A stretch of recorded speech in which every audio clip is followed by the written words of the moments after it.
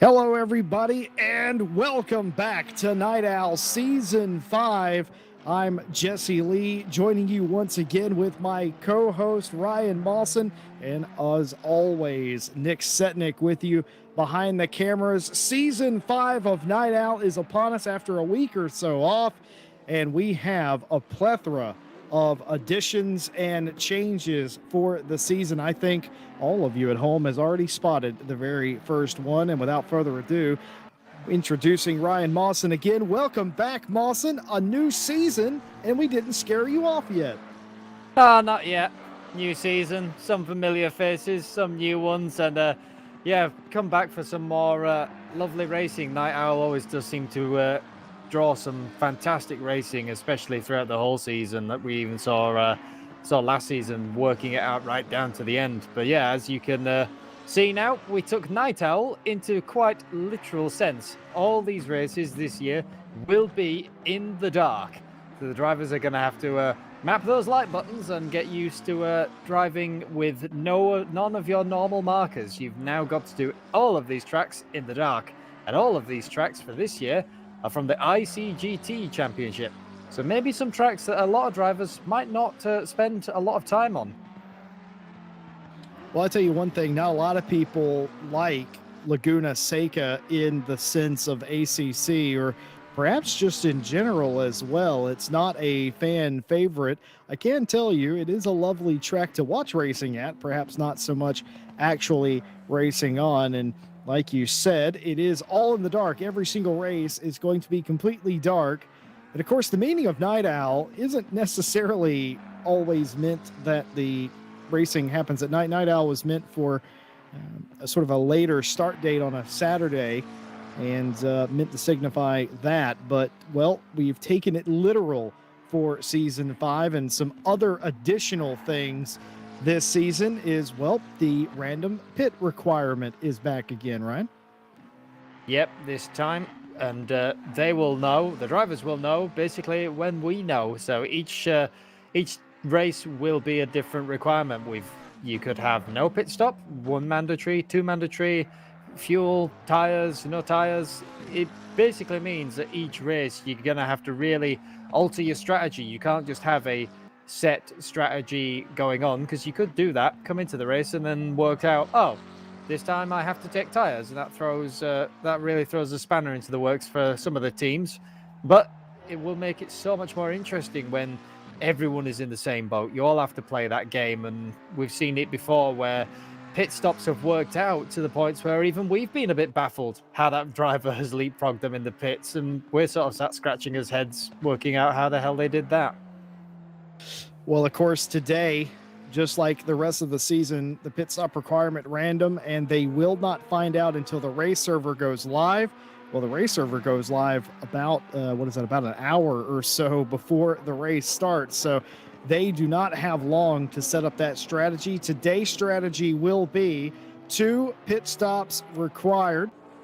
So certainly that will throw the old monkey wrench right in there.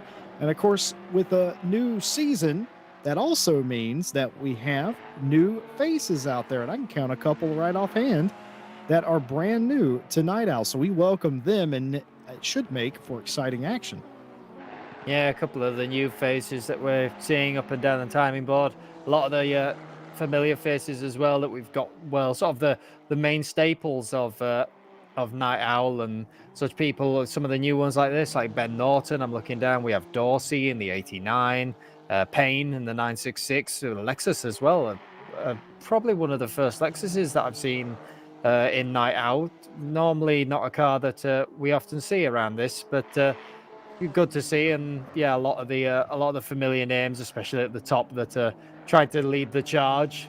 I mean, the 24 of Heilman, they're out currently in provisional pole, showing us what he can do with that Porsche that he's now got so used to driving. But he was absolutely on fire the last time that he took that Porsche out here at Laguna Seca, and I don't think that will change very much here today. Of course, I was just chatting with Mike Jones prior to the start of this race. Heilman reckons that he's a high silver driver and not a pro driver, claims that his consistency disqualifies him from pro, but I'm not so sure about that. Yeah, we'll have to keep an eye over the season, but I mean, I'd definitely say I think that it's not as much the consistency of Heilman. I think that just sometimes the Porsche is a bit of an up and down car where if the Porsche is in its really happy zone, it is immense. And if it's on a bad track, it really is a bad day for it. It's also such a hard car, I find, to drive consistency on the absolute limit, time after time after time. So I don't think that's maybe the driver. I think that's maybe the car that they pick. But the ICGT tracks might be a little bit better for the Porsche this time around. I think you have a very good point. And qualifying, of course, starting here, practice over, 15-minute session for the qualifiers. It is, of course, with Night Owl, the pro and high silver categories all on the track at the same time. And they qualify at the same time as well. So no splitting of the session.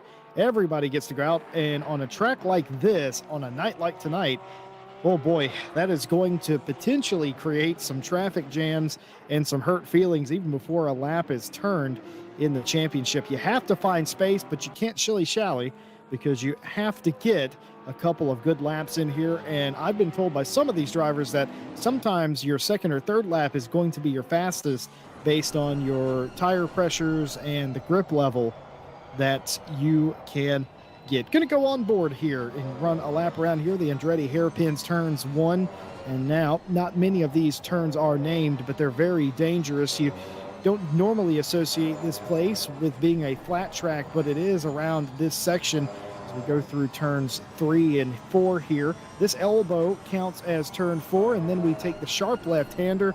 You got to get this right. Use as much curb as you dare, but don't go too far over to the right and race up the hill all the time, climbing, and perhaps the most tricky corner on the entire circuit. We're going to see a lot of invalidated laps and a lot of drive-throughs, I think, today issued by virtue of missing that corner. And, of course, the world-famous corkscrew, blind corner, a blind left and a blind right. You're just searching for the striped curbs. And then, of course, continuing downhill, you can absolutely nail this curb. And if you do so, you will be several tenths. I've even seen up to half a second quicker through that section. A lot of time loss and gain to be had there.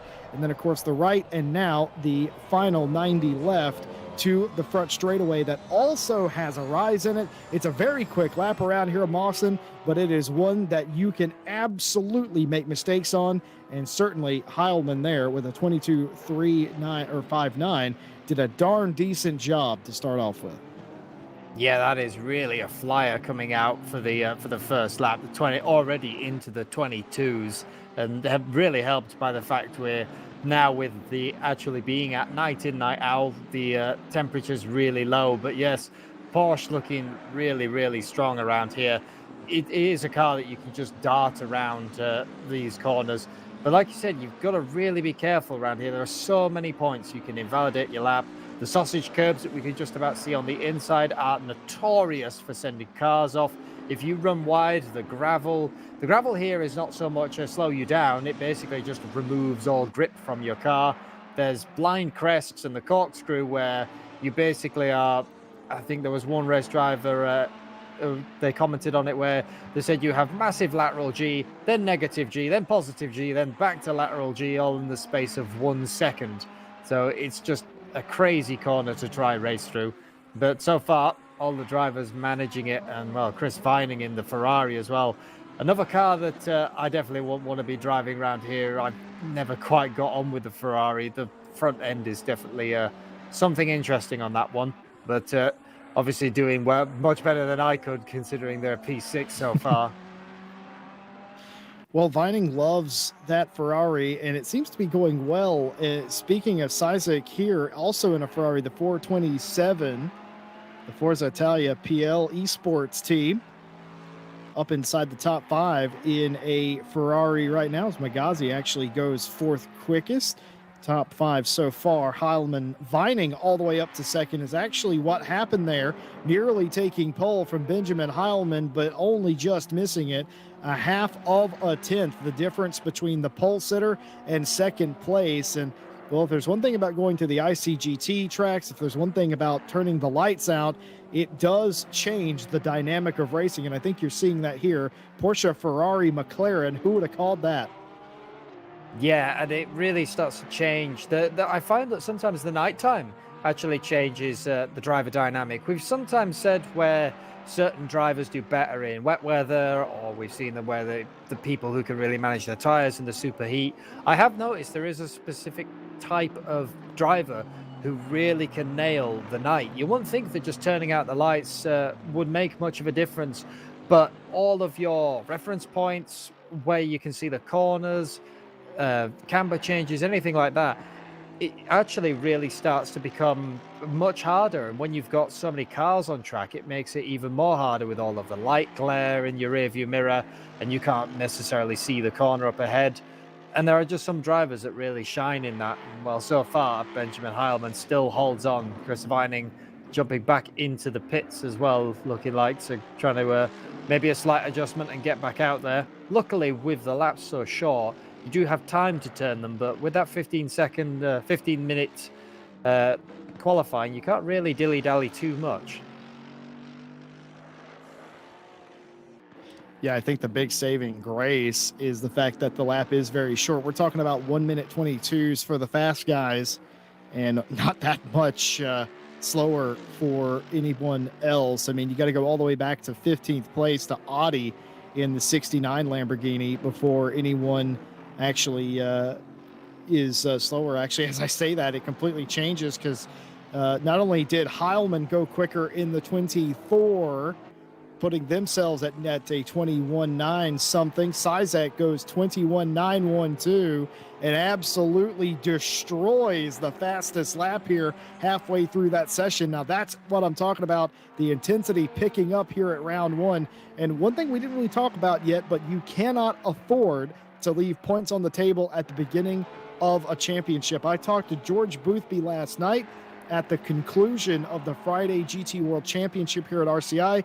He was talking to his stream saying if you can get all the points at the start of a championship, you dramatically increase your chance of finishing well. It's all about how you start, and I happen to agree with that, man. And, well, he's a champion, so who could disagree? But whoa, that's what I'm talking about, trying to get everything you possibly can. Sizek loses it there, and we'll have to reset. But like you said, 15-minute session, small track, it's not the biggest deal, but you definitely want to be putting in the bank laps. Now, what can Heilman do here?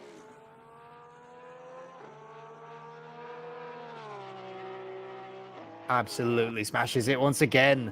The 21.789. I was thinking at the start of this session, I did think, will we see many 21s on the board? It is cold and a lot of these drivers seem to be really on it, but I thought maybe that it might just be that little bit too warm at 17, but no, absolutely taking my idea and throwing it in the bin for me. Heilman with the 21.7 and Sizek pushing to the absolute limits with that Ferrari and just losing it in the corkscrew. But those are the type of this is the type of limit that you're on at this pace. There is an extreme fine line between a fast lap time and disaster. I'm trying to figure out what Benjamin Heilman's team name is. It's hashtag pipes out for Nick, and I don't know what that means. As a farmer, pipe out means something different to me than I reckon it does for most other people. But I don't think that's what Heilman means, which leads me to believe that the man that we call Stewie, Benjamin Heilman, knows something that we don't about Nick. Possibly. I'm still sort of trying to work it out. Whoa, there's Samir Foch taking a wild ride through the fast kink, which, well, we mentioned that some drivers might struggle with that. We see some invalidations, and, well, there's the first one. And Samir Foch this season in the Bentley as well, I've only just noticed. And his car last season was the Lamborghini, I believe, and had quite a few good races with that, especially towards the latter half of the season. But as you said, possibly this time trying to get some early points in and continue that ride on. Well, just an update from chat. Of course, we are reading chat and welcome everyone in. Of course, Sebastian Brunier not competing this year, taking the summer off. And why wouldn't you take the summer off if you're him? A couple of fantastic, great campaigns in the Night Owl. Says he will be back, but is obviously on the summer vacation holiday. So hopefully you get well rested, Seb, and we see you on the track soon. Also, Daly not in the race tonight because of dead pedals. So unfortunate for them, but for everybody else, welcome back on in here. And like you said, track going to optimum. This is definitely going to change the final moments here qualifying. Yeah, there's now a lot of drivers really starting to pound in those lap times. Savolainen, 21.972, just about sneaking into that 21s, bringing them closer and closer to the top end. And so far, the provisional pole time, once again, set back by Benjamin Heilman of a 21.660, 2/10 off Sizek. But they are back out on track and will be trying to push further to get their time back that we saw them trying to get just that little bit more through Corkscrew. Maybe that is where that time is for that driver, and they know that they have to go that little bit better through Corkscrew just to get this pole. But with 3 minutes remaining, you've got at least another couple of laps to go. And Gabriel Rodriguez actually letting a lot of the cars by, so possibly just waiting for a bit of a traffic gap, because there is quite a big train forming as well on the sort of forward part of the circuit. Yes, indeed. Well, Heilman, that 21.660, that is the mark to beat for everybody. And, well, we talked about it on that onboard lap that we took, pointed out some of the corners that could be an issue. And so far, we've been 10 out of 10. We've nailed every single one of them. For all the corners we thought they'd be accidents, well, there already have been, and we haven't even taken the green flag yet. Yeah, it is Laguna Seca, though. That is sort of the nature of the beast when you drive around here. There will always be a spin at Corkscrew. Someone will always go off at that fast left, and sometimes I've seen people going off the corner after the Corkscrew. So this long hander left, it really wants the car to wash out there. The amount of understeer, people try to get on the throttle early. They run out onto the gravel and usually have a bit of a spin off. We haven't seen that yet, but I think in the race, maybe when there's a bit of the adrenaline flowing and you really want that person in front, someone might just get a little bit greedy on the throttle. But Samir Foch running up to the line, currently P7. Can they improve? And not that time. It is about 3 slower, around about, give or take, than their best. So still got another 2 laps if they get a shuffle on. Well, that is the great thing about a track so short, is that you do get a lot of runs at it. Well, a 21.660 for this man in the hashtag pipes out for Nick team, and I'm not sure exactly what that means, but the car colors very different this season, very much stand out. And Mike Jones kind of let me in on it that he reckons that if Benjamin Heilman wins this race, he's going to force him into the pro category. Of course, Benjamin Heilman had that excellent run last season in Night Owl with so many runs inside the top 5 as a silver driver. And we mentioned earlier that he feels like he is a high silver driver, but a lot of other people disagree. So we could see that change. It certainly happened to the 119 of Rogers, who moved up from high silver to pro this season, qualifying currently 6th right now, just half of a second off of the overall lead. 14 cars all within 1 second of another, 23 within 2. And only about 4 or 5 cars sitting in the pit lane that have forfeited qualifying. The 9th place driver of Foch in the 888 Bentley is the only one inside the top 15 that has elected to do so. A little bit of toe down the straightaway. Could this be what Heilman needs? And it is not. That lap dreadfully slow off the pace. Yeah, looking like we didn't quite catch it, but possibly just trying to pace himself, because he's got Sizek right up in front, and you don't want to catch a driver immediately. Admittedly, though, if Sizek is P3, you would want someone that fast in front to, just try and get a little bit of a toe. The Porsche historically does struggle with a bit of speed, so that might be just what Heilman needs to actually hang on to that pole position versus Sizek, who's chasing him down now as fast as he could. And well, as the timer ticks to the end, that is qualifying over. Flying laps will be counted so long as they are not invalid. And speaking of Alex Rogers, way off in the corkscrew, and that will be the end of his qualifying. And I think we'll probably see that a few more times in the race as well. It's so easy to do at the corkscrew. One of the hardest things to do around here is to stay on the racetrack, and whenever you make it pure night and with the only light coming from the front of your machine, well, that just adds to the difficulty. I was sort of jesting in the drivers chat earlier that I hope they have the racetrack memorized, because the light levels here are not great at all. It's not like some of the other circuits where even though it is dark, it is not fully dark. Well, here, I can assure you it is very much the case. Qualifying is over, and Benjamin Heilman will be your pole sitter here tonight in his number 24 Porsche 121.660, the quickest lap, but only was quickest overall in the third sector. Williams will share the front row with him. Sizek and Vining after them. Savalainen in the 100 AMG, new driver to the series, and one that everybody is watching. They reckon that 100 AMG, Mawson, might be the mark to beat, but he's set fastest first and second sector. Rodriguez will share that row with him. Rogers and Pierce, then Foch and Leader, the top 10. Behind them, Flamger, Beckerden, Norton, Renoir, Magazi, Audi, Payne, Anderson, Gonzabo, and I can't see the rest of the drivers, but that is the top 19.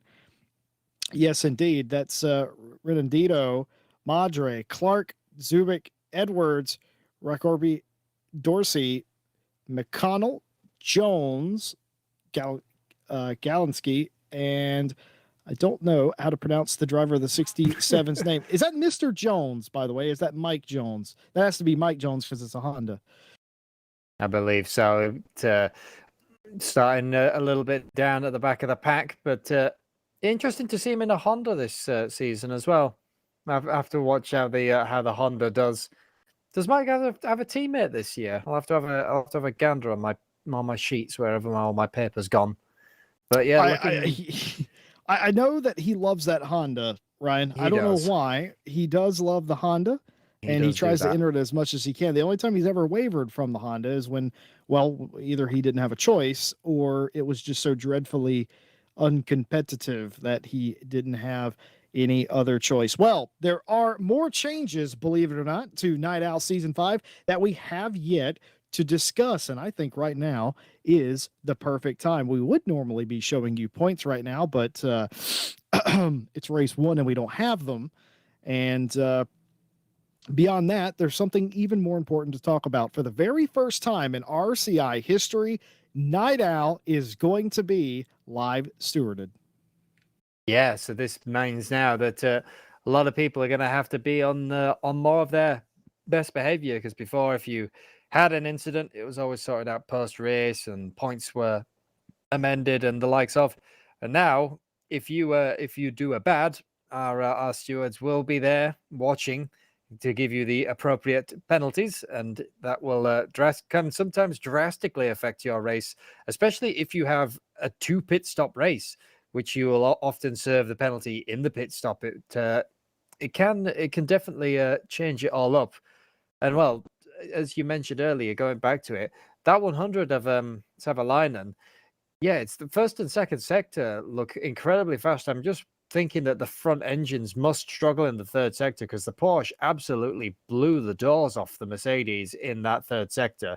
Half a tenth is just monumental. So I'm guessing the front engines with a bit of the understeer are really struggling, probably through that long left where you said you can gain anything up to half a second. The third sector isn't really that big, so it must be those 2 corners. I'm sitting here trying to determine who the head steward for the season is, and I'm assuming it's good old Tom Bryant down there. I see a lot of familiar faces down in the stewards box, and hello to them if they are watching. Certainly they're about to get busy And just a reminder of the Night Owl rules for season 5. Every race will have a random pit requirement that is chosen as the race server goes live, and that is about an hour before the race starts. And that's when they will be able to know what their strategy needs to be. It can be no pit stop at all, 2 pit stops, tires, a liter of fuel.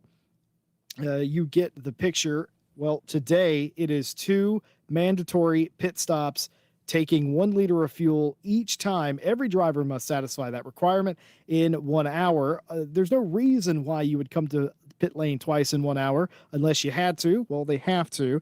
The other thing about Night Owl, of course, this season is, like we've been talking about, it is all in the dark, every single race. And as Ryan Mawson said at the top of the show, they're all ICGT tracks that they will be racing at this season. So a little bit of a difference there. And of course, that coupled with the live stewarding, I have a feeling we're about to see something that we've never seen in Night Owl. It's exciting. I can't wait to get going. Yep, and as the 30-second siren sounds, all the drivers now just trying to get the last moments of the car set up. You can see everyone clicking the lights on. Definitely going to be needing them this season. Make sure that you've got those bulbs in the endurance lights well polished, because you're definitely going to need them, lads, especially around at Laguna, where there is no floodlights to save you whatsoever. This track is pitch black everywhere. I mean, at least from the comms box, we can just about see the lights of the cars go around all the time. But yeah, definitely dark here. Well, very dark, but the one thing that does stand out is Heilman's mint green, I think is how we would describe that color. Porsche that is Peppermint. leading the way. Peppermint, yeah, well, that's a very bright car indeed. Will start off today. Of course, there is Pro and High Silver, the pole won by a High Silver car, which if you were with us last season or have been with us for any of the Porsche champs, it wouldn't surprise you that Heilman is on pole, loves the Porsche, is a career Porsche driver here in RCI, and, well, paying dividends so far. Starting is one thing, finishing there is quite another. Ryan Mawson, I'm interested in your keys to the race. How do you make it to the checkered flag here tonight without being caught out by the curbs, the sand, or your competitors? Yeah, well, I think one problem that is really going to crop up for a lot of these drivers as well, and looking at the temperatures, we're now all the way down to 15C. Breaking these tires in is really going to be a make or break. The ICGT tracks and series run the old tire model, so these are the 2019s. They're a little bit more forgiving than, say, your 2020s, but they still, if you push too hard on them, they grain. It's surprising how much grip you actually lose without getting the car up to temperature and up to pressures correctly before starting to attack. And I think that might catch some people out. And, well, at Laguna Seca, really, the keys to the race are don't die via the sausage curbs, and make sure to keep it tight and steady through Corkscrew. But that is all easier said than done, and I'm pretty sure we might see it more than once for this race. And as everyone goes 2 by 2, I'm sure that will be in the minds of a lot of these drivers. Don't touch the curbs and make sure that you're still pointed the right way coming out of Corkscrew. If you can do that and you can get to the line, well, then you've only got to do that for another 58 minutes and 50 seconds. Well, only 5 races in this championship, only 5 ICGT tracks. As we get ready to go, everybody at home, take the phone off the hook, because you are not going to want to miss this. Deep breath, everybody, as we get ready to go. Everyone on the front straightaway, 2 by 2. As far as the eye can see, the promise of a new season. The green flag comes down, the lights go off, and we are racing here in Night Owl Season 5. An immediate defensive moves by the McLaren of Williams, and that's boxing Vining in. And on the outside, here's Savalainen trying to make moves, and Andretti, but can't quite make it happen. Morcani up to third here, flashing of the lights from Vining, not happy about the defensive driving from Williams, but that's going to cost him. Savalainen all the way up to second place in just one corner. A brilliant start. Yeah, that Merc going all the way around the outside. It is a long old way around the outside of what is essentially turn 2. But it touches the sausage curb, which will unsettle the car. Is this the moment for Vining to get back past? The 101 looks to the inside, but backs out of it. It is basically impossible to go too wide through that fast left. And this is what I was saying. You see that the Merc was just that little bit unsettled in the early stages, and I know that Mercedes takes a while to get any heat into its tires, having driven it. But for Benjamin Heilman, this is all great news, because now he's actually made a little bit of a gap. It's him and Williams running away.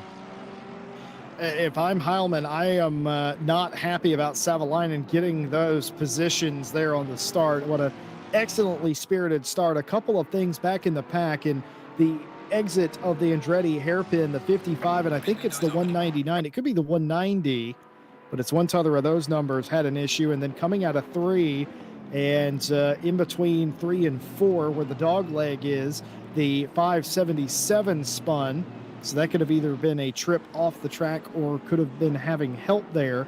Either way, those cars are all going again. And now immediately we have a couple of takers on pit row. I know the 14 is down in the pit lane, and I believe one car has just reset. Is that Clark in the 333 that has just reset down pit lane? I think it might be. I believe so. It looks like it, looking at my my board as well. And yeah, maybe some drivers actually electing to get their pit stops early immediately. We kind of saw that happen, if you remember, with in the Friday Championship at Zolder. Some of the drivers electing to get it out immediately, and Benjamin Heilman running wide onto the gravel there. Williams looks at the inside, but once again, nothing to have coming into the corkscrew, back into single file. The Porsche is once you've got the Porsche out in front and you can really use your pace through the corners, it will be difficult to pass. But I believe that that McLaren is going to be something to watch on the straights. It does have quite a lot more straight line speed versus the Porsche, but does it have the acceleration to get by?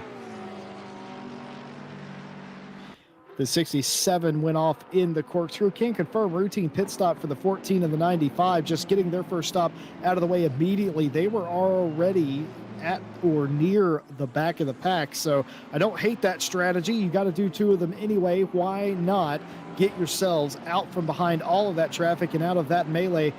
Case in point, this. I would rather be in clean air than have to deal with this. Sir Williams, the Jux Motorsports driver in the 533, trying to stay out in front of Savalainen now. Vining, of course, who lost out on that initial start, has got to be a bit frustrated. And here comes Alex Rogers, powered by Instant Coffee 119. Nice to see him sticking with the Aston here. Not a popular choice in this championship, but he won't care, running inside the top 5, newly promoted from silver to pro. And, well, makes sense to me. Look at him qualifying up inside the top 10, up in the top 5. And I think that's the 888 that's just gone off of Samir Foch in the 888 Bentley. And, oh, my word, they have taken the long way around the corkscrew, nearly hitting the oak tree. Yeah, and we just get a quick replay brought up by Nick Sepnik. But, yeah, good to see Rogers though sticking with that car. It's nice to see when a driver really starts to gel with it, and they do. And what happens here, Samir loses it under the brakes, comes over the crest into the corkscrew. You just see the back end of that Bentley step out, took it to the gravel to avoid any contact. Hard into the wall though, so we have to see what damage is done to that car. But also, if we notice, the 100 was sort of he lost everything during that. When the 199 came out of the pits and became a back marker, Vining got by, and then Alex Rogers took advantage of that. And actually, the 7 of Rodriguez is up the inside. What on earth is happening to Jon Savalainen now? The team question mark, AMG free falling back through the field after a brilliant start. One can only assume that they got shuffled out of place and just couldn't get back into a rhythm, because otherwise that is just bizarre. I can't see anything in particular that happened to the 100 other than maybe they were just thrown out of a rhythm. Well, a little bit of relief for the 101 Ferrari of Vining, and now Williams has a little bit of a gap, but Benjamin Heilman up front is absolutely gone. 3 seconds the gap in just over 5.5 minutes. That's absolutely flying there. Meanwhile, behind him, Everybody from 4th all the way down to 9th is in a straight line, and here comes some more early pitters. The 100, yeah, the 100 has pitted immediately. I'll have to keep an eye on the pit stop delta and see what they actually do. Could it be a tire problem, or have they not put fuel in the car? I mean, I've seen it before.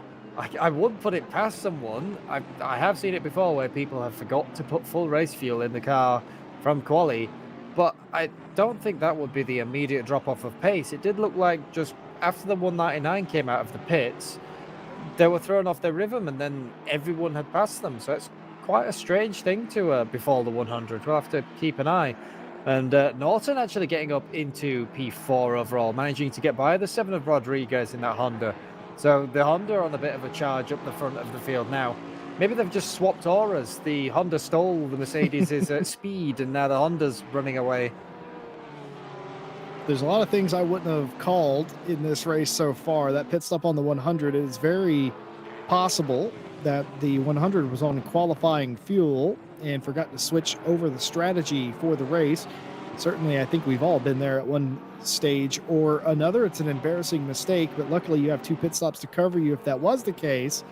The other option is they lost a bunch of positions and just did not want to sit there in traffic knowing what lap times they could be running. That could have been a strategy play, or it could have been out of necessity. We'll know at the end of this race. I think if the 100 can continue to run quick laps like they were doing in qualifying in virtually clean air, hopefully they have a little bit of it, then they could effectively make everybody they were racing against put them behind the old proverbial 8 ball. Well, how quickly do you catch traffic around here, folks? Well, your leader is coming up on the 64, which is the last car on the lead lap. That only took about 5 laps.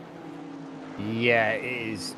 You catch traffic here immensely fast. You always think that general racing, a lot of the tracks, it seems to be around about 20 minutes on average. 20 minutes to half an hour, you start getting into lap traffic. But here at Laguna Seca, no, it is much, much, much earlier. And managing this traffic will be a real key factor in who plays, who gets the better sort of race, as you will. And the other thing as well, just having a look, so the 100 pit stop delta is about 8 seconds slower than I believe that people did a stop and drop. So yeah, they've just put a splash of fuel in and continued on. Well, our broadcaster Nick Setnick reminds us that there are 2 stops and things could look a little weird.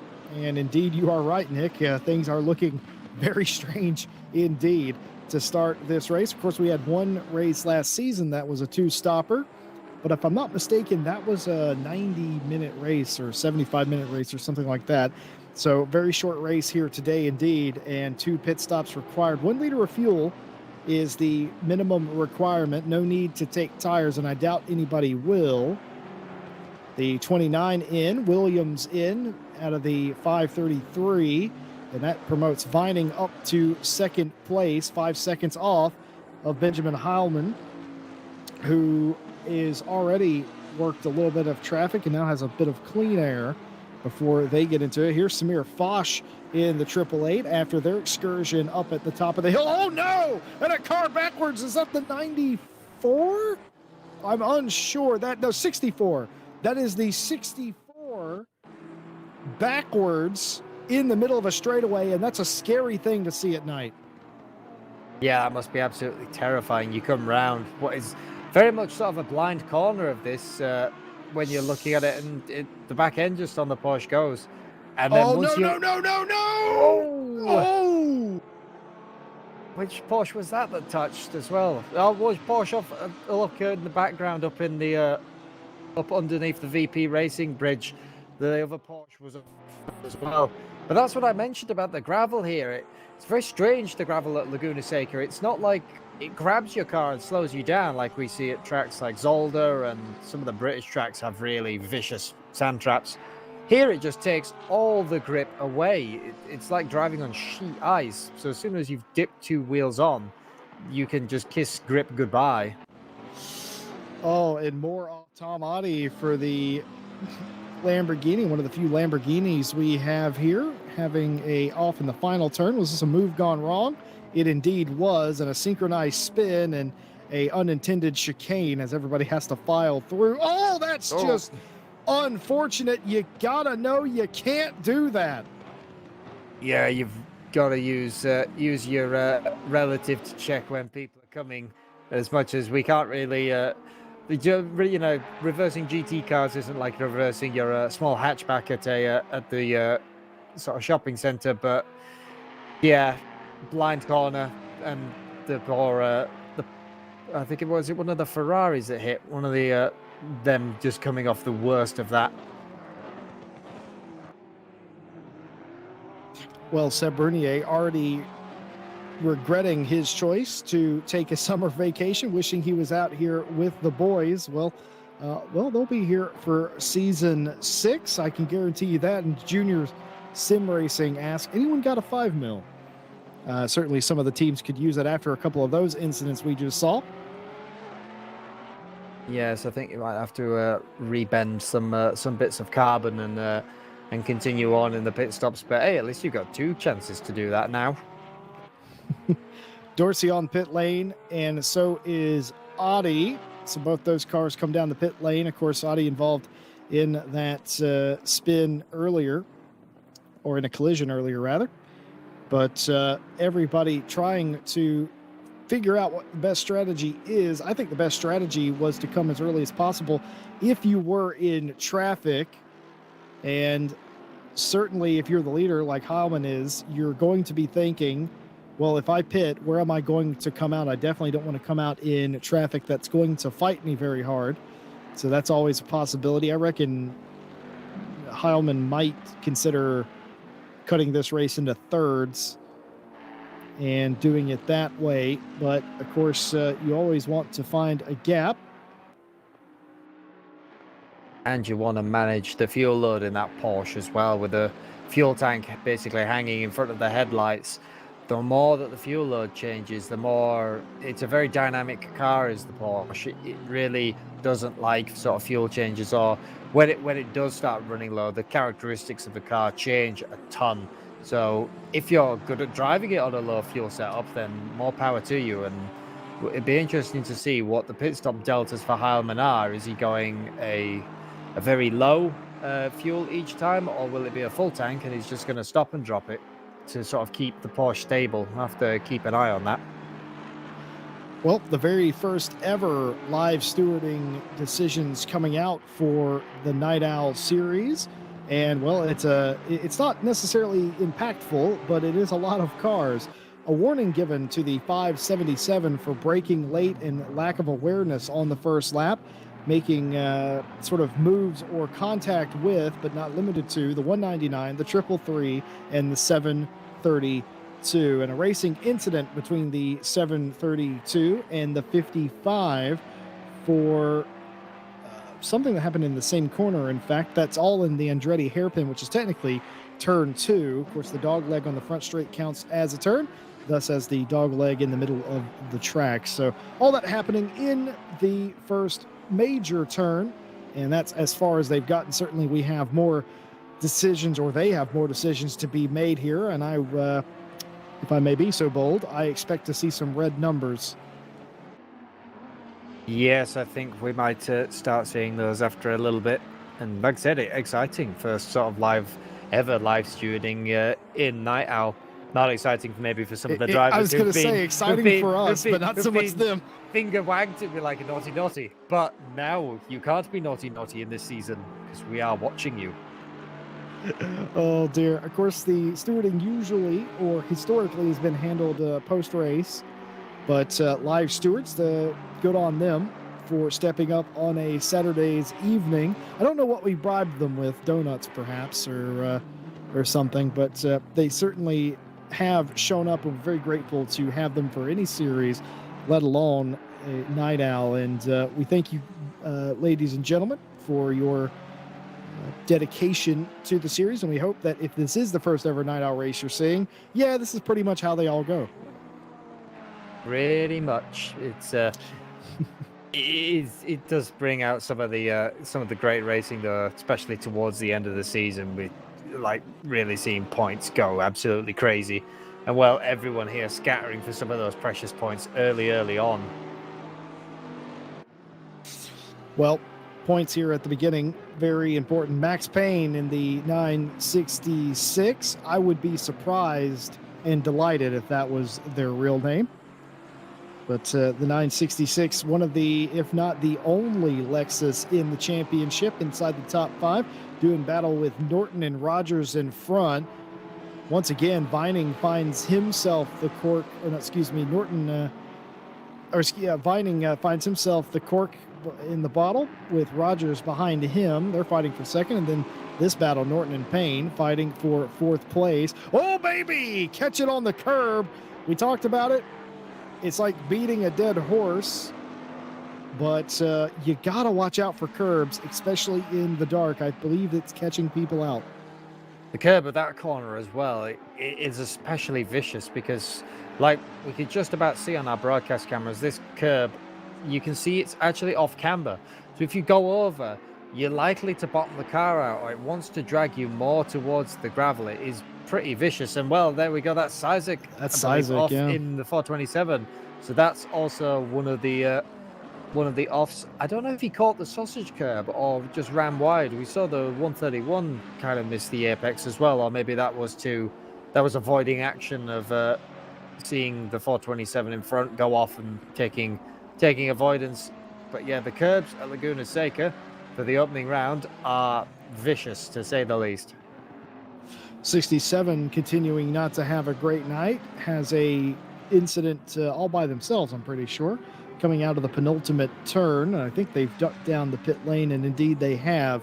As we continue to look, we got some Americans in here, which used to be more common in seasons 1 and 2, but then the Night Owl European takeover occurred, and it was all about the European nations. Well, we've got a couple in here, and this no stranger to Night Owl, James Leader for PSR2, doing the best they can. Now, they have already pitted. Their second of the cars that have already made one pit stop. The other American, Thomas Pierce, in the 131, is the highest of those that have, which is actually surprising to me because we talked a lot about Savalainen earlier. He is third of the cars that have pitted in that 100. So the issues early for the 100 after that brilliant start, and that has put them third of those that have made their first stop. So I don't know if I would have called that. A minute ago I mentioned, yes, all Night Owl races are like that, or like this, and they are. It's a lot of Ryan Mawson and me trying to make heads or tails of what the strategy is, because it differs every single time, and it is a head scratcher. And like we said earlier, it makes it even more different with this with the 2 pit stop rule, because you can play it so many different ways now.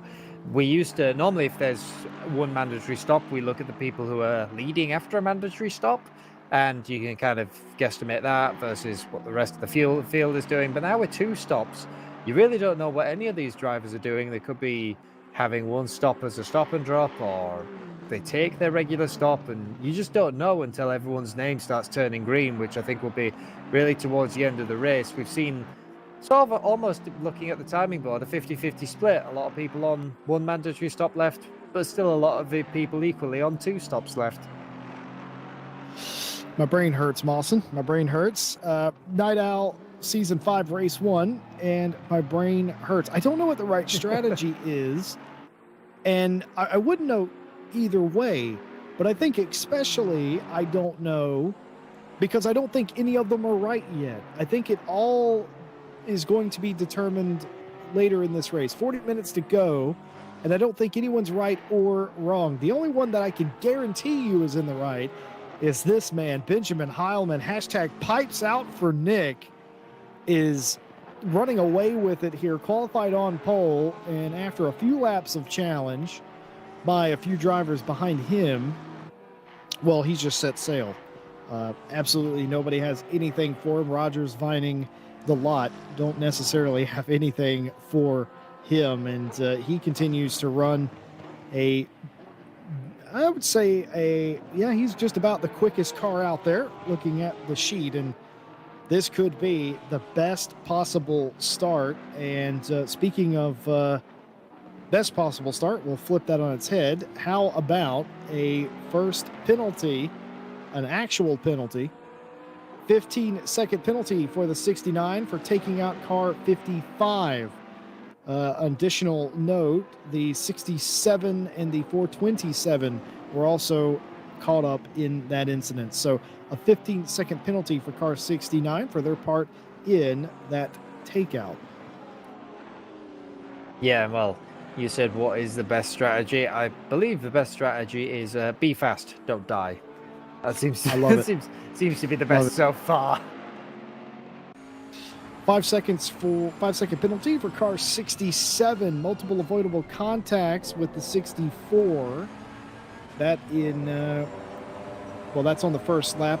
These have all been in the Andretti hairpin so far, except this one. Lap 3, turn 6. A warning for car 64. I don't quite understand what I'm reading there. 64 doesn't try to avoid contact after going wide and off track. I think there's a grammatical error in there that I corrected in my head there. So 64 doesn't try to avoid contact after going wide and going off track. So warning for them, and a 15-second penalty for car 533. Car 203 lifts in the corner exit to let the 533 pass. The 533 goes by with contact and gets into the back of the 203, taking him out. So a orchestrated pass that came undone there. So 15 seconds for the 533. Yeah, so now, like I said, a lot of the penalties starting to be dished out. And it is kind of a... we mentioned that you really want to grab all the points that you can at the start of Night Owl, but you gotta try and avoid some of these penalties. Now that we are watching with this live stewarding, it's gonna really, I think, take a maybe one race or two for some of the drivers to readjust. You have to make your moves calculated, and you have to be even more careful now at the start of races, because it will just make that even more, that little bit harder.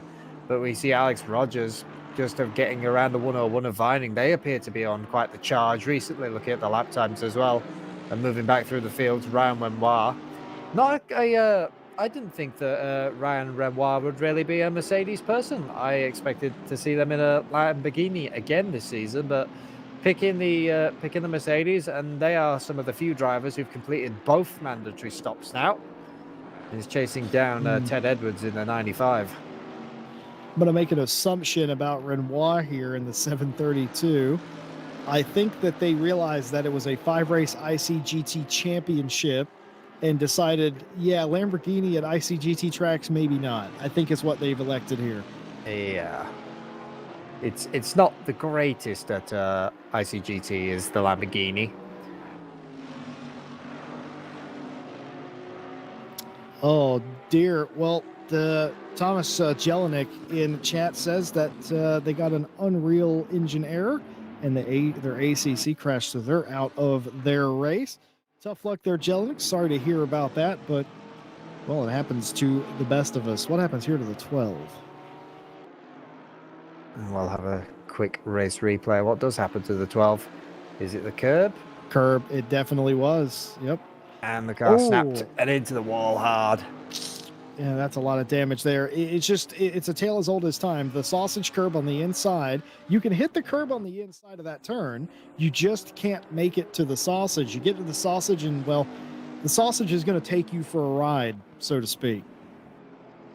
Yeah, it will just chew you up and spit you out. And when you're driving a Honda that's mid-engined, it's even more even more twitchy. Some of the mid-engine cars, you can smash the curbs and it will upset the car, but you can kind of recover them sometimes. A mid-engined, you touch them and, well, you're already gone before you've blinked. Well, we know what car the 64 made contact with. Remember when they spun in that corner and were set backwards in the middle of the track and a car hit them?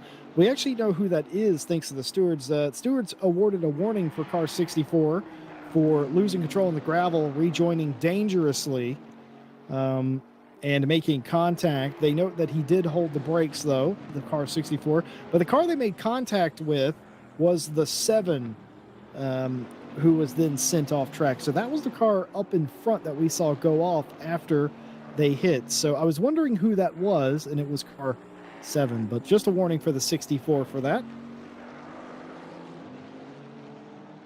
Whoa! Oh, Samir Fosh trying to get into the pit lane. And did that really happen? I did. That was a scary moment. We'll get a quick race replay from that. What? I'm trying to figure out if that was net code or that actually happened. Such a weird sequence. Okay, gets on the curb trying to brake. Okay, so that actually happened. So Samir Fosh comes off the corner, is trying to get over in line and brake, and upset the balance of the car, lost control, and even coming into the pit lane, still did not have control of that car and ends up smacking the inside wall. Usually you hit the outside wall coming into pit in here, but, well, there you have it. Yeah, and what a scary moment for that. You see that Bentley just got all kinds of unsettled and basically trying desperately to regain control of that and dive into the pits. At least now that you're coming into the pits, you can refix that damage and continue on. And as we see, the 888 has now turned green, means that they've completed their second mandatory stop. So they'll now be running to the end. Well, let me ask you a question. Do you like car 69? Because definitely the stewards don't. 69, 5-second penalty for dive bombing the 89. A 15-second penalty for car 69 for an unsafe rejoining, causing a car or a takeout of another car. And they took out car 131 in that incident. And I'm being told the 69 has been disqualified for reaching the maximum penalty points you can get in a single race. I think that's the 4th time in RCI history that I've ever seen that deployed. So let me explain. We have a maximum penalty threshold for dangerous driving.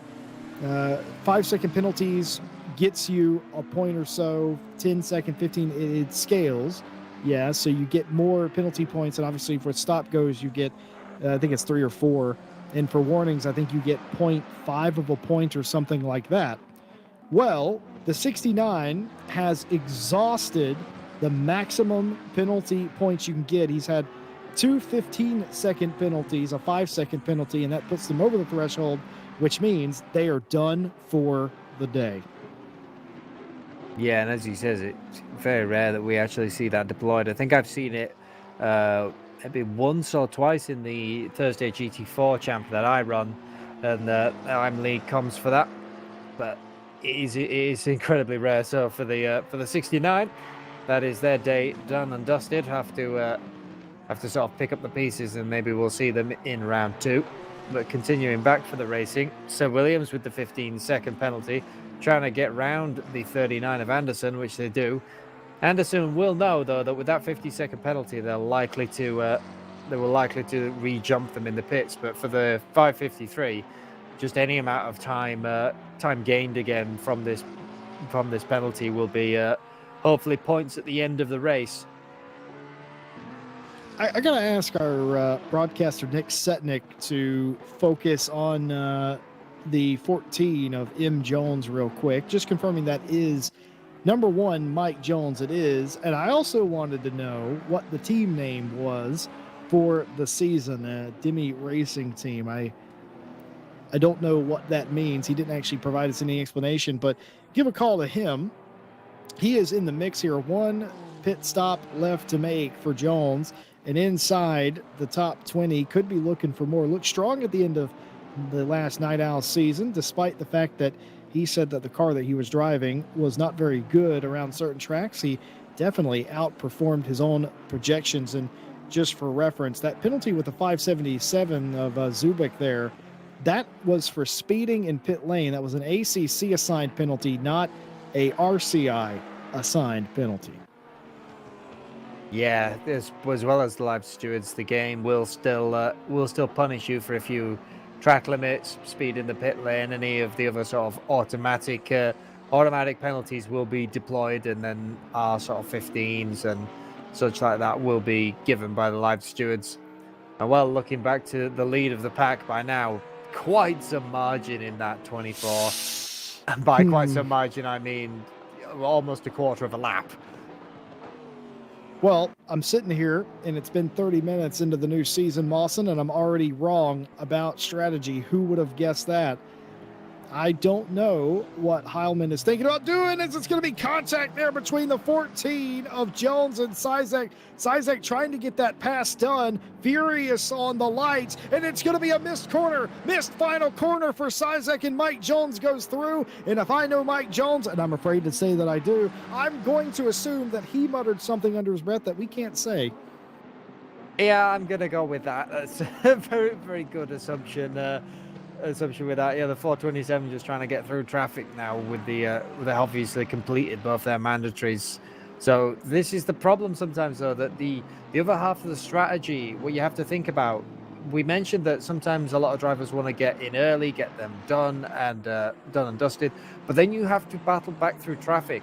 So even though it might be the, on paper, fastest strategy, what is actually the fastest strategy in the race can sometimes be the entire opposite with traffic or various other conditions. So far, it looks like the 24 has had the best strategy. They've just kept plowing around, kept doing their laps. Yeah.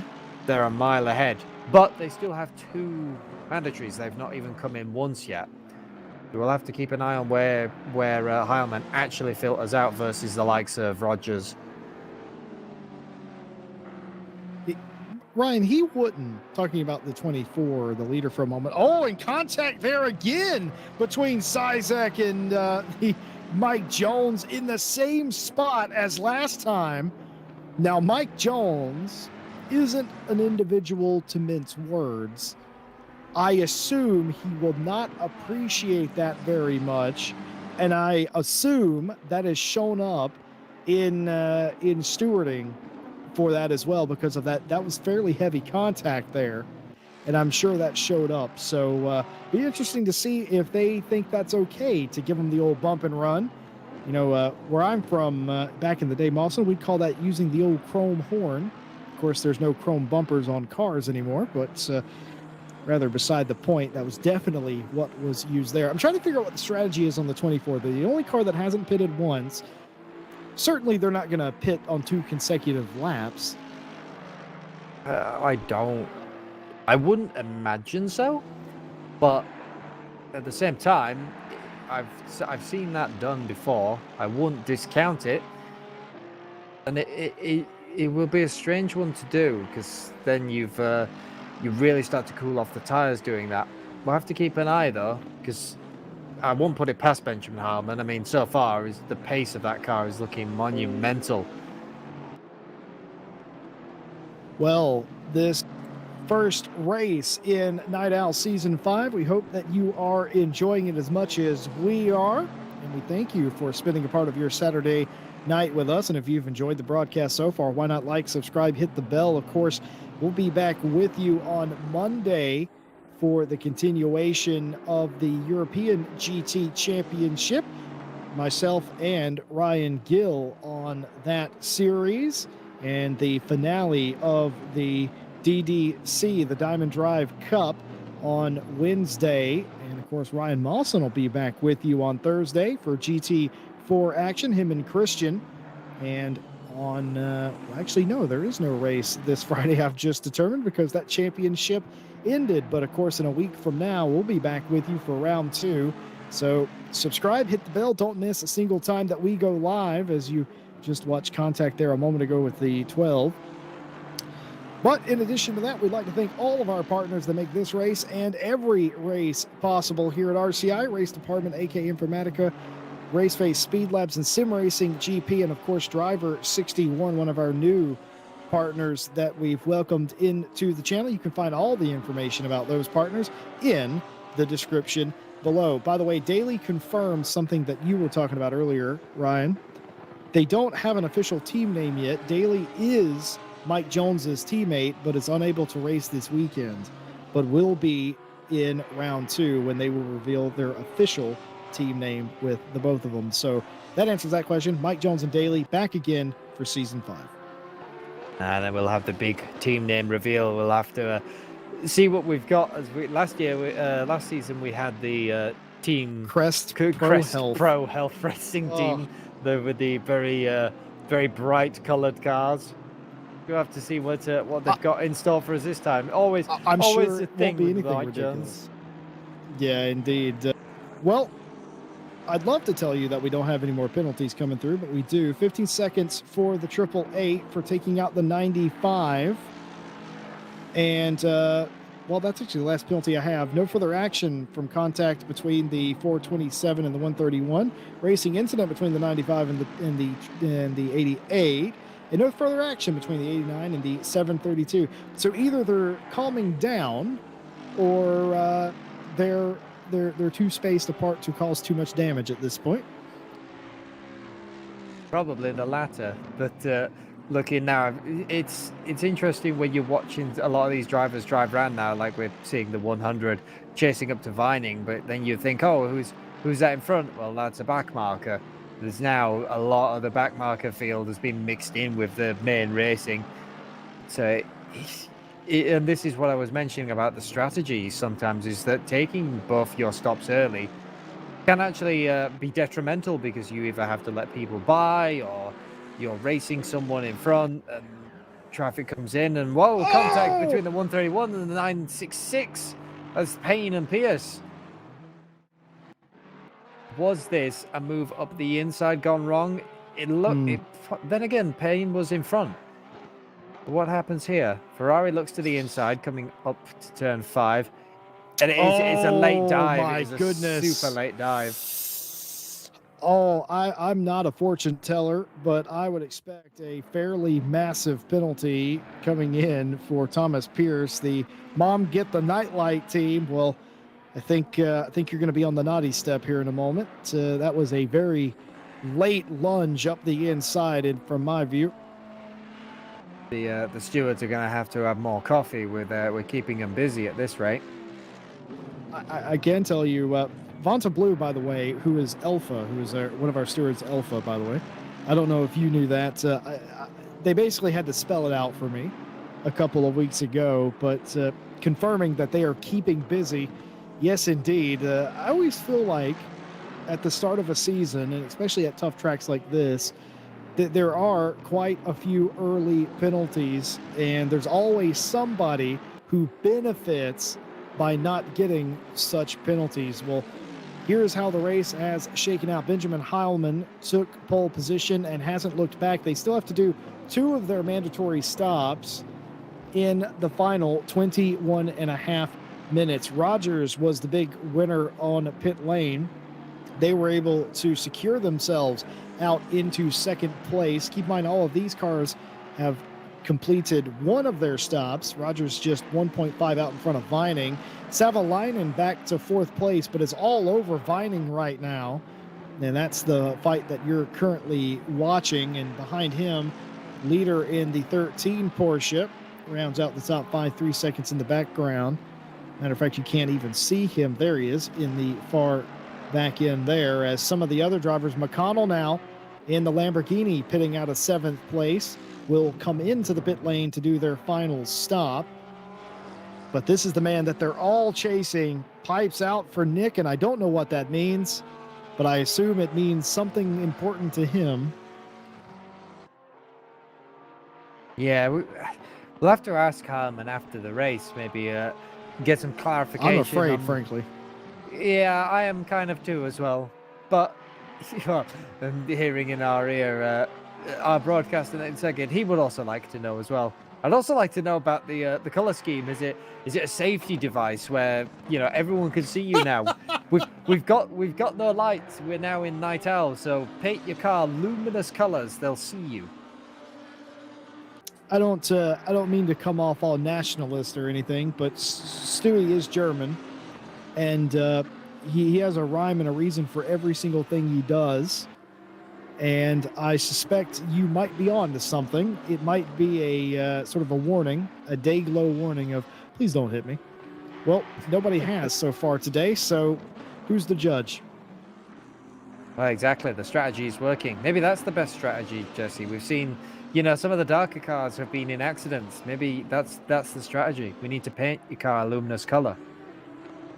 Well, I can tell you, it is a common practice in motorsport. You'll have known this as well, that if you need your car to stand out for whatever reason, so it can be easily identifiable in a group, well, you just paint it a very luminous color, or you give it a very bright number on the roof, or something that sticks out. Of course, we all know we talked about this in the old 24H Nürburgring series, or VLN as it was previously called, the Opel Manta that has the foxtail. That has the foxtail because it was more easily identifiable back in the day, and that's why that has that. So maybe the modern version of that is just dumping a bucket of paint on your car, though. Yeah, but then the problem with that sometimes is that you see, if you've got more than one team that want to do that strategy, I know in British GT we've seen it before, where you've had like 3 Fluorio yellow cars. It's like, which one is it? That bright one. That doesn't narrow it down. Which one is it? We're seeing, well, a couple of teams tonight opting for the more Fluorio in this sort of season with the dark lights. The white and the Fluorio green of the 100 of Savalainen, and the yellow of Vining, and the bright peppermint green of Heilman. Quite a few bright liveries this season.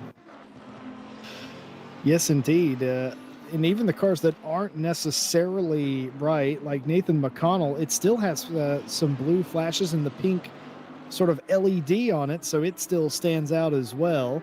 Speaking of McConnell, trying to overtake the 29 Bentley down into turn 2. Doesn't look like they have the legs on this particular occasion. I love that team name, Race Ventura. Yeah, we saw this team last season as well, and yeah, Race Ventura, what a team name, in the Lamborghini as well.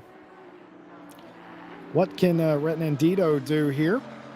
I think Retnandito is a newcomer to Night Owl. I definitely don't think I've seen them before, and if that is the case, racing very well here today is Retnandito. Yeah, it looks like it. That 29 Bentley going great guns as well. In the 11th place, 4 seconds behind Payne, which might seem like, a long old way, but at Laguna Seca, where anything can happen, and you can lose so much time, you can't ever discount really a top 10 until it's all said and done. And speaking of top 10s and people who are hoping to be there, Anderson in the 39 coming down pit road for what will be their last stop. See where they filter out.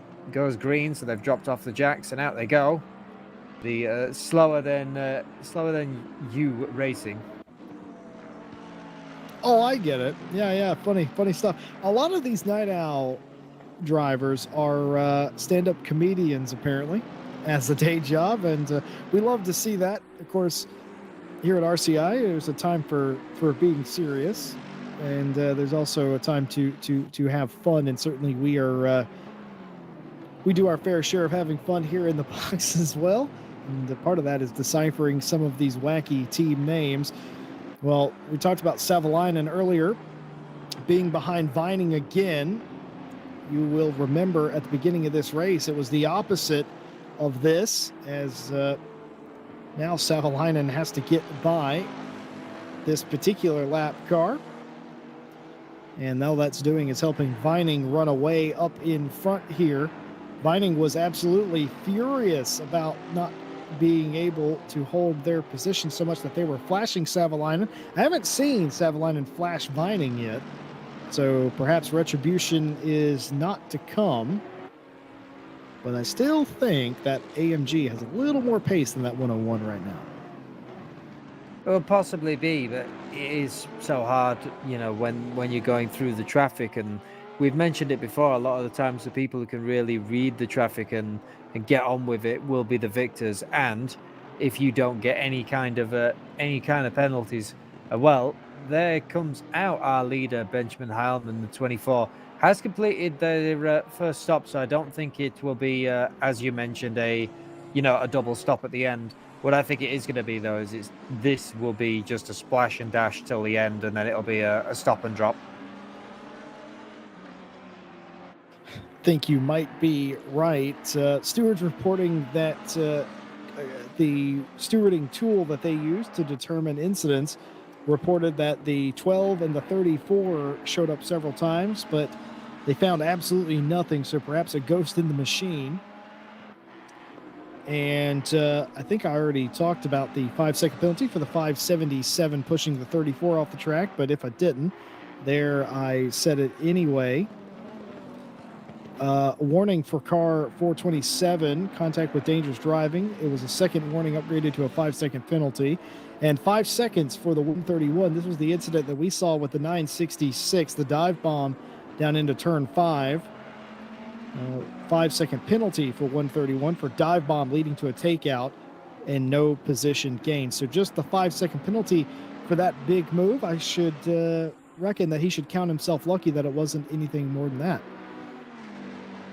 Yeah, absolutely. We thought that might be quite a severe penalty, but yeah, just the 5 seconds. Not the end of the world, but you've got to make sure that you don't keep having incidents like that. Otherwise, the stewards will be watching, and they will remember the car numbers. If your name crops up multiple times, we've already seen one of our first disqualifications in race 1 as well. Yeah, that's a hefty old road to come back on. That doesn't disqualify him from the series, by the way. That's just this race. There is a maximum amount of penalty points for the championship as well, but it is, I believe it's the sum of maximum penalty points for, I think, 3/4 of the races or something like that. I'm not entirely sure, but he's not disqualified from the entire championship, just the race due to driving dangerously. Well, we haven't talked about Giorgio Magazzi at all in the brightly colored number 34 Bentley as he goes off there in the very usual spot, but just not been their day, Magazzi. No, we've seen this Bentley sort of struggling around the mid to lower pack, but it's sometimes as well. Magazzi, I believe, last season was he in a Ferrari? I think last season. I think he was. I think a lot of these drivers have changed cars. Some of the familiars sticking with what they know, but a lot of drivers opting to change. And well, first race, you can practice all you want in a certain car, but when you take it out in an actual race pace scenario and you start battling with it, you then really learn how to drive it, and you learn its downsides as well. So some of the drivers may be just getting used to their new choice of car, and we might see the pace really start to pick up towards the tail end of the season. I believe that's kind of what we're seeing with the 34.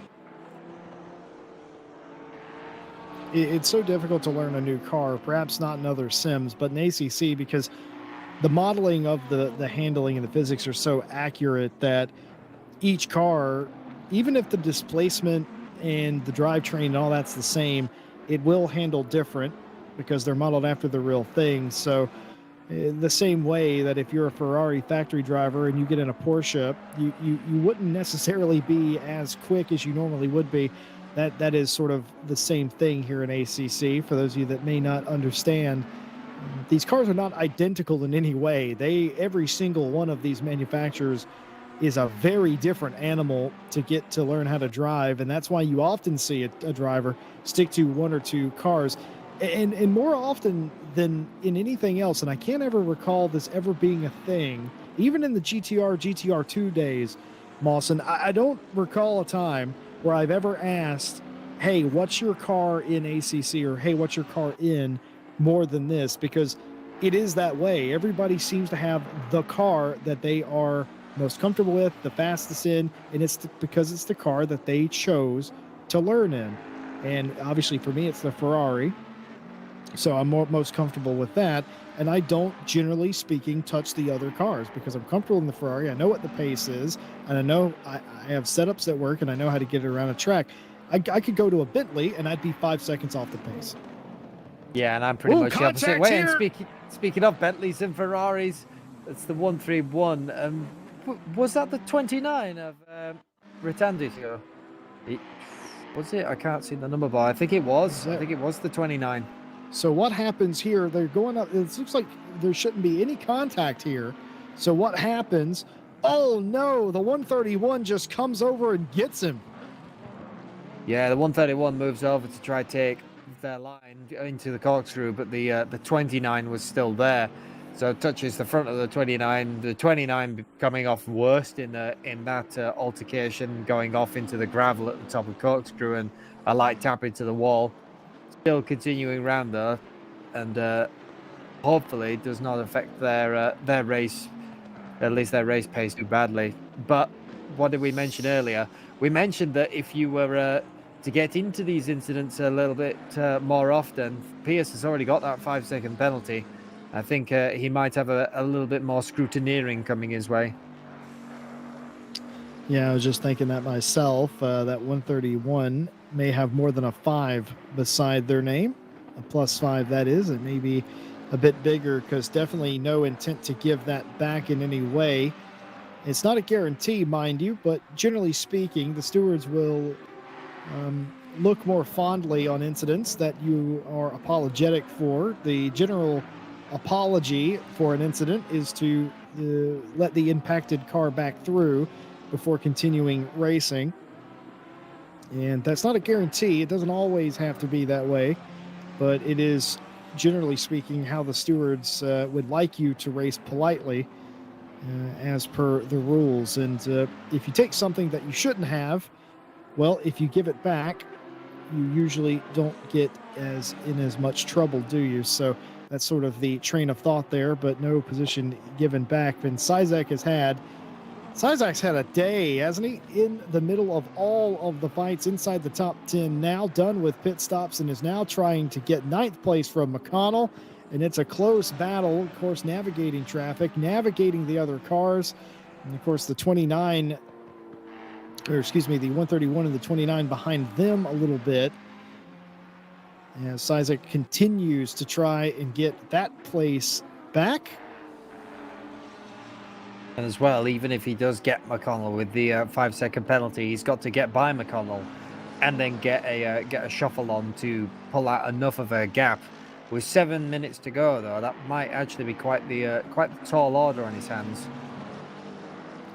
Yeah, I think you are right. Seb Bernier in chat pointing out the other thing. The only thing that any of these cars have in common is, well, they're in the same category, but also they all share the same tires, obviously, Pirellis. But beyond that, very different power, different downforce, different dimensions, all that stuff.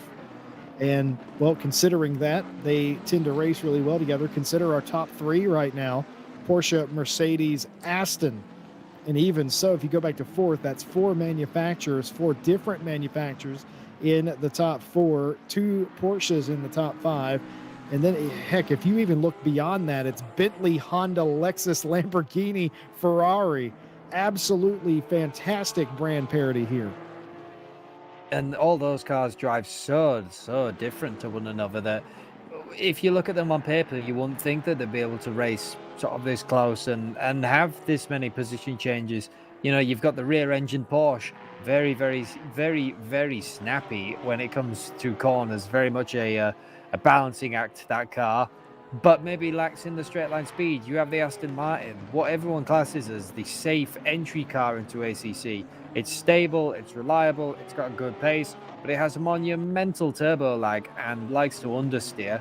The AMG used to be the absolute, used to be the yardstick for pace in ACC. The 2021 maybe taking a bit of a knock, but you can't really call anything with that 6-point-something litre V8 engine. I think it's a 6.2, and Mercedes like to brand it as a 6.3. And looking back to the actual racing a minute, this is Benjamin Heilman in the last person to pit for his mandatory stop. And will he come out in front of Rogers? I do believe the answer will still be yes. Yeah, I think you are right. These cars here will be unlapping themselves as you see the bright green car nearly going all the way off the track is Sir Williams, the Jux Motorsports driver, trying to go the long way around. Now the Andretti hairpin. I don't think he's going to be able to pull it off. What about the crossover? Doesn't look like it's going to be on the cards, but the challenge is definitely there. Renandito under fire from Sir Williams. And this is just the kind of thing. This gives you a shot in the arm going into the next race, the next week, is getting some positions at the end, knowing that you were making gains at the end of the race. As that pit stop, by the way, for your leader Heilman was clear, so no pit lane infractions, and he will be your leader, the 24. And we whip around to Sizek, who is still trying to get around McConnell for ninth place, and like Mawson said, he's going to have to disappear 5 seconds up the road if he wants to keep that position. By the way, a racing incident came in. Racing incident for the 95 hit a curb and caused him to go wide and spin. No incident there. And yes, indeed, the penalty that we thought was coming, 15-second penalty for the 131 for forcing the 29 off track and not giving the position back. Of course, that was the contact between him and the 29. We kind of felt like that was coming, Ryan. Yeah, and with an accident like that, it pretty much was writing on the wall. So for Williams and the 29 of Retendito, that will really sort of put a smile on their faces. They're going to get a free position by doing nothing. So that means that those two can battle on without really thinking that they're going to lose too much time to Pierce and possibly lose that position. And it means, yeah, for McConnell and even Sizek up the road, who we can see just about in shot, even if he managed to get by McConnell and get by Sizek, he would still now drop all the way down. Yeah, I know a lot of people, when they look at penalties as we enter the final few minutes of the race here, they look at penalties and they say, well, they're meant to penalize people, and they are, but what penalties are supposed to do and the way that they're supposed to work here at RCI is a very close move there, Pierce on McConnell. What penalties are supposed to do is set things right. If somebody has been wronged, the penalty is supposed to set them right. And in this case, it will do that because it will bring the 29 back in front of the 131. And that's kind of, you don't really think of it that way, but that is the way it's supposed to work. And that's how it works here at RCI. Is that's not going to deter Thomas Pierce from making this move. He needs his mom to get his nightlight, but he won't need a flashlight or a nightlight to get by, as the challenge very clearly on between McConnell. He may not get to keep this position, but that's not important right now. No, so that becomes the point of where you have to, as a driver, you have to make that decision of, do I keep battling this person and possibly risk something happening, an accident, both of us going off the road, or me losing a load of time, or do I give it up? Know that he has the penalty. It won't mean anything. But McConnell, very, very determined so far to keep that position. And well, rightly so. You don't have to surrender anything, penalty or not. Indeed. Well, racers are supposed to race, and we've seen some great racing as off the track goes McConnell there, and that will surrender that position. It probably won't matter too much in the grand scheme of things with the 20-second penalty on the 131, but that's not the point. Pierce will be feeling good about himself, being able to get that place back, and that will, for the time being, promote Pierce into the top 10. And as we enter the final moments of the race, some battles still yet to be had. And I just want to talk about Benjamin Heilman for a moment. Well, he's a broadcaster here at RCI. He does some other things, some shall we say, coding and engineering work behind the scenes, stuff that you lot never really get to see, but is a big help to us, especially Ryan Mawson and myself here in the booth, and Nick Setnick as well behind the cameras today. And he's a racer, okay? He is as fast as anybody else, despite the fact that he refuses to admit that. And he could have last season won one of these races overall, but it just wasn't meant to be. Of course, he won twice in his class, would end up runner-up in the championship to winner Seb Brunier. And besides all of that, today is going to be the ultimate gratification. It's going to be an overall win for the highest of silver drivers, Benjamin Heilman, who may next week end up being a pro driver. Yeah, I do think that Mike Jones is going to have a bit of a word with him after the race, so we might see that little silver banner becoming the white of a pro driver being promoted up. But I mean, really showing the pace though has left everyone behind, and what a way to start season 5 out with an absolute monumental bang. As he says, just didn't have the time sometimes last season to get the wins that he maybe deserved. But coming up to the line, that is the 24, the flashing of the lights, and the 24 of Benjamin Heilman does take the checkered flag, wins overall round 1, season 5, Night Owl at Laguna Seca. Flag to flag for the 24. It's a win in silver, but it may count as pro next week. We'll have to find out. Remember, everybody racing in class, not for overall points. So that's going to be Rogers in the 119 winning in pro over Vining, and Savalainen on debut will finish on the podium third in the pro class. Leader in the 13 Porsche. It's a Porsche 1-2 in silver, comes home second in his class, 5th overall, and Foch will come home 6th, and Gonzabo, who we didn't talk about almost at all, will finish 3rd on the podium in high silver in his Honda. Well done. And coming to the line, Payne and Sizek, and then this battle here, McConnell and Williams for the final spot inside the top 10. Very close indeed, but no last-ditch effort here and no chance. McConnell will come home 10th, and Williams will have to settle for 11th. Retnandito 12th, Pierce 13th, Norton, McGazzi, Anderson, Renoir, Beckerton, Madre, Flamger, the 67 of Eitzik, Edwards, Jones, and Dorsey, the top 24. And that was a spirited round 1 of the championship. I expect absolutely nothing different. And I think the intensity is only going to ratchet up. There's a lot of new things here today, Ryan. Not necessarily new tracks, but new cars for a lot of people. Some people had new teams, new sort of setting, completely dark, cool track. I think next week they're going to absolutely be on it from the drop of the green flag.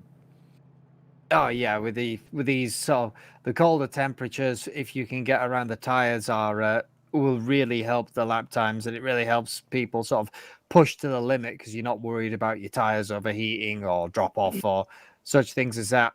And yeah, the night race, as says, we see drivers that really excel in all kinds of weather or the heat, and we're going to really see the drivers that excel when you take basically all of their markers away and tell them to race entirely in the dark.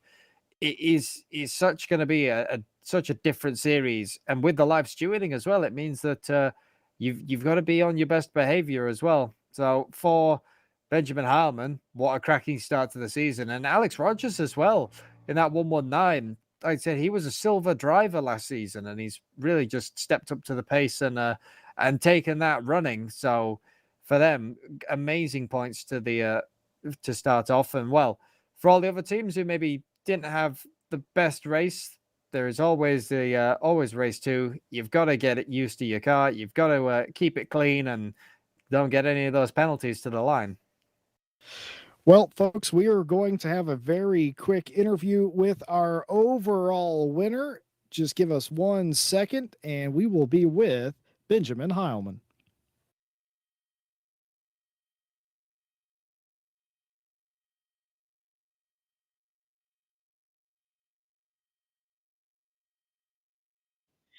And here we are in victory lane here at Laguna Seca with Benjamin Heilman, his first overall win here at RCI. Tell us how you did that. 2 stops late in the race. What was the strategy? Spill the tea with us here, Heilman. I think the the first thing was that I didn't get involved in any contact or incident. Because I think at the start, who was it behind me? Williams, like in lap 2 or 3, when the first people pit, he was immediately stuck behind back markers and lost some time. Then obviously a lot of people got 15-second penalties. I think Williams and what was the other guy, Migazzi or something, the Honda. Every time I saw them on track, they were, Bentley was it? They were actually quicker, but I guess they just didn't have a clean race or weren't consistent enough. And I'm surprised I won, but I'm happy. You're surprised you won. Nobody else is surprised you won. Everybody thinks of you as sort of a pro driver that doesn't believe in themselves enough. Mike Jones may be giving you a phone call this week to such effect, but I just got to say, from last season, just come up just so short of winning the High Silver Championship. You had a shot to win a race overall last year. It didn't come to fruition, but a win here today, how gratifying is this? Oh, it feels great, especially after the P2 in the last race. So close behind Conway, and yeah, just feels great. And I do believe in myself. I just know from experience that my race consistency is not optimal. Let's wait for the other races to make a judgment, I would say.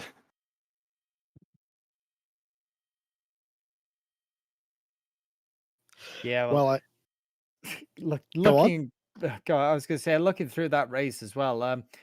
Did you? I was trying to theorize this as well. Did you go full fuel at the start with the Porsche? 'Cause we were theorizing what fuel load you will do, as if obviously the more it runs down, the more sort of dynamic the Porsche becomes, and we were trying to figure that out because it appeared at the start that you just took off and left. So I was kind of thinking, are you on a half tank, a quarter tank? What were that? I think in the first lap, or at the start, I just had a really good start. And Williams also wasn't too aggressive. And then, like lap 2 or 3, he got stuck behind the traffic. And yeah, I was on full tank. Because, yeah, as you said, with the Porsche, if you make a setup for a full tank and then suddenly load it only half, it's risky. Well, I got to say, on behalf of everybody, Stewie, congratulations on your first overall win. And here's to more of those in the future. All right, buddy? I hope not. Otherwise, I'll be pushed to pro. Well, folks, that's going to do it for today. Night Owl Season 5, first race, absolutely insane.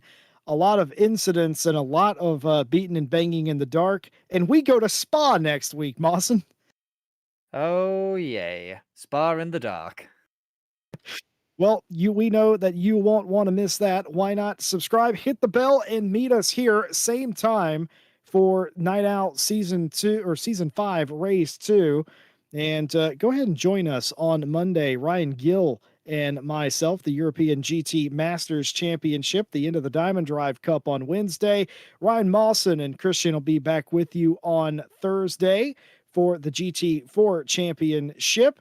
And of course, Mawson and myself will be with you for Spa in 1 week's time. It's going to be dark at Spa, and it's going to be dark all season long. Stewie, aka Benjamin Heilman, takes race 1, and Rogers takes the win in pro. What can we expect next week? We're going to have to find out. Thank you to all of you for watching. Thank you to all of our partners here at RCI that make this race and every race possible. Join our Discord in the description. You can find all of that information in the description. On behalf of everybody here at RCI, we'll see you next week. See you at Spa.